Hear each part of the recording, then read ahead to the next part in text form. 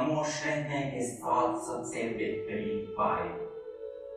جب خاموشی کو ہتھیار کے طور پر استعمال کیا جائے تو یہ الفاظ سے بھی زیادہ زخم دے سکتی ہے۔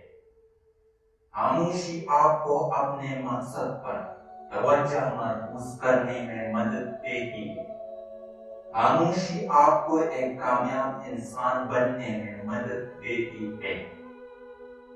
خاموشی آپ کے ذہنی دباؤ کو کم کر کے آپ کو باشعور انسان بننے میں مدد دیتی ہے۔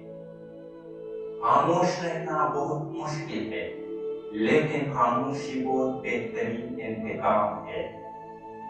خاموشی کسی کو بتانے کا یہ بہترین طریقہ ہے کہ آپ نے اچھا نہیں کیا ہے۔